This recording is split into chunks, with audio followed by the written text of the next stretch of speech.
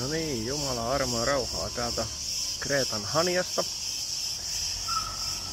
Ollaan täällä perheenä vietetty nyt kohta kokonainen viikko.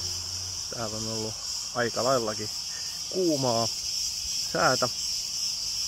Ei kylläkään niin kuin viime viikolla oli täällä mitattu jopa 44 astetta, niin ihan niihin ei ole sentään päästy, mutta päälle 30 on ollut täällä joka päivä ja sen on kyllä ihossaan tuntenut. Ja eilen oltiin katsomassa tuolla Gonian luostarissa.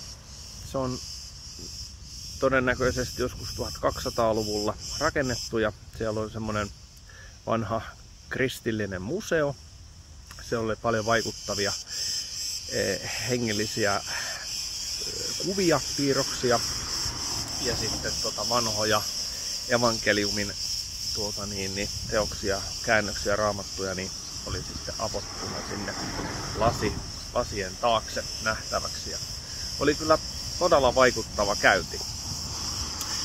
Ja apostolit, itse asiassa hehän on tänne tuonut evankeliumin silloin aikoinaan. Täällä on Paavali muun muassa käynyt ja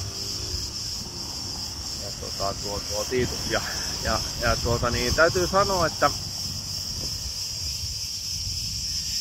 siihen maailman aikaan Raamatun tekstien mukaan niin täällä on ollut paljon syntiä täällä Kreikan kulttuurissa ja he ovat tehneet paljon parannustyötä ihmisissä täällä tai oikeastaan vienyt evankeliumia ja Jumala on sitten tehnyt ihmisissä parannusta. Ja näinä aikoina ortodoksinen kristinusko on täällä hyvin vahva. Ja tän on Gonian luostarin lähelle niin on rakennettu joku tämmönen, onko se nyt sitten ortodoksinen yliopisto tai tän tämmönen, niin vastaava ihan tätä päivää.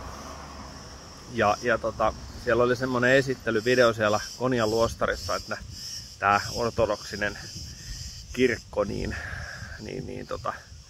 heidän seurakunta tekee täällä työtä.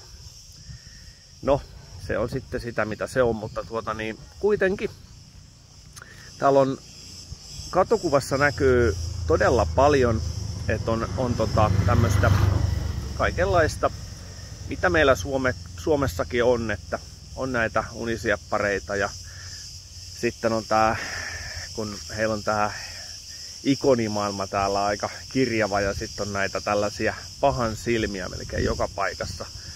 Että silloin aikaisemmin kun oltiin Kossilla käymässä, niin siellä nyt ei ollut ehkä ihan niin paljon sitten Kreikan puolella, että se oli siinä toisella puolella oli sitten näitä Turkin puolella tätä pahan silmää enemmän, mutta täällä niitä on nähnyt hyvin paljon enemmän kaikissa koruissa ja sitten on tehty tämmöisiä yhdistelmiä, että on unisiepparia ja pahan silmää yhdistetty samaksi. Aika mielenkiintoisia juttuja nämä paikalliset, että ei riitä se pelkkä kristinusko, vaan siihen täytyy sekoittaa, että täälläkin oikein kun Jumala pääsisi vaikuttaa näissä ihmisissä, että puhdistettaisiin kristinuskoa ja se saataisiin se evankeliumin